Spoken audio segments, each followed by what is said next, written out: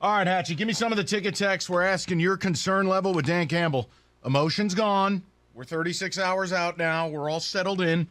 I'm at a 6.5 out of 10. I'm very concerned with Dan Campbell. I'm very concerned about his refusal to adapt and grow. Continues to make stupid decisions. But I'm growing more concerned his message might be falling flat. And when we come out of the bye week, you're going to know right away where we're at. David, go ahead. My concern is at a 1. We've been through how many coaches and coordinators? They're a dime a dozen. Players are the ones who wins games, not coaches. Okay, so then, for instance, how are they winning in Jacksonville? How are they winning in New York? How did the Texans go out and beat the Jags? Like, how does Atlanta do what they're doing? Like, it sounds great to say it, but the reality doesn't match it. Like, again, Dallas is 4-1. They lost their highest paid player and quarterback. They're doing it with Cooper Rush.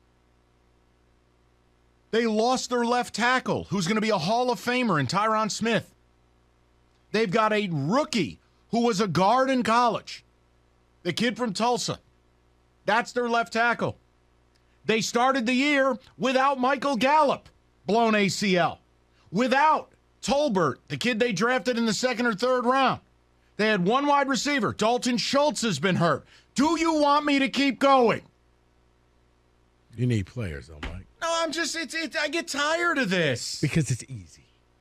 It's easy to say, it's not our fault. Give us more time. Give us more time. Here's the only thing. The NFL is not allowing you time because while you're trying to go that slow road and we're going to just throw this thing in a crock pot, man, there's people out there just getting it done. They're finding ways. They're getting players. Kind of how the way you went out and got Dan Skipper, and it worked for you, and your line actually looked good. You go get the next man, and you keep playing. David, sorry. No, that's okay. David. Mike and Rico, I'm at a level 7, but I'm giving him the next 12 games to fight for his job. Anything below 500 record, he is gone. Says it's a 10 with Campbell. He needs to be gone by the end of the season. Poor decision-making and defensive side of the ball has not developed. That is from Mr. E. Yeah, and the other thing I would say is if you're going to tell me he deserves a third year without knowing how the rest of this year goes, I need to know why. Mm-hmm.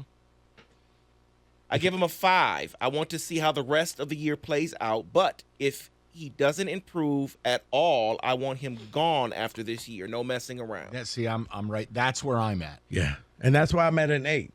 By Thanksgiving Day, you're going to know what you have with him. Maybe he turns it around. And maybe he comes in there and we're talking about 1-7. You know what? Maybe he goes on a 3-game winning streak and we're all looking like a bunch of idiots. Absolutely. But and every weekend we see results and you go, wow, I can't believe they beat X. Yeah. So you need to do a couple of those. You need to be that result a couple of times. But yeah, come Thanksgiving, if you're sitting there at 2-8, your story's written. Then you know what it boils down to? You got to beat the Bills just to make it to the next week. Johnny, 97.1. What's up, Johnny? Gentlemen, how are you? Excellent. Good.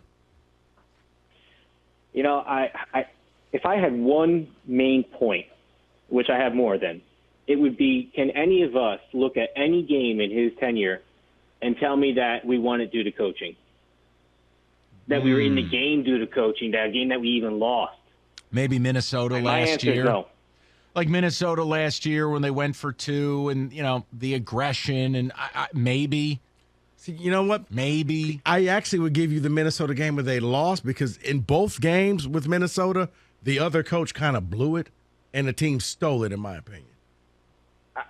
Well, I disagree with this year's Minnesota game. We went for it on. Oh no, not this year. Last year. I was talking last year. Oh, okay. Okay, maybe the aggression, but I'm talking about game planning. Where you look at that game and go, man, like they were so undermanned, and they really hung in there, and they got it done. I can't, and I can appreciate you guys disagree with the Minnesota game last year, but like I think about a team that has hope with a coach, and I don't see it. So my number is an 8, 2, and 9.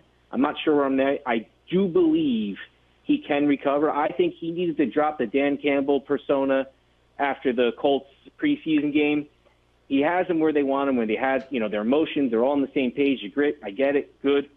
Now you got to move on and become a professional. Yep. And grit really exists, staying in the game, making disciplined decisions the whole time, being the emotional leader for everybody. And he's just not. He almost is like addicted to this, going for it on a fourth. Like, it just reminds me of a guy who lost all his money in poker, and he's buying in again and buying in again and buying again because he wants to prove to everybody he's right. I just don't see this guy as today capable of doing any of this. No, Johnny, you're right. It's the guy can. who, trust me, my system works. It's really not. It's working for the casino. It's not working for you. No, it works. You'll see. Yeah, okay. Right. Mr. taking his FanDuel money loves away. your system. Right. Anybody tells you they got this tried and true system, I'll show you somebody who's deeply in debt. Yeah. No, it's going to work. You just got to give us some time. I'm going to go 5-0 and kill your book. Yeah, sure you are. Bruh, you just borrowed $100 from me last night.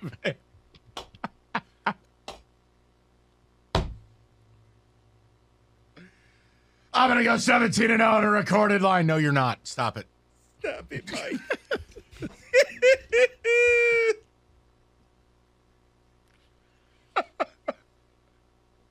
Call the number. I got secret information. No, you don't.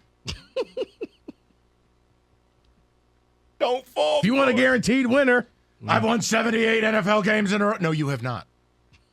Stop saying it. It doesn't make it true.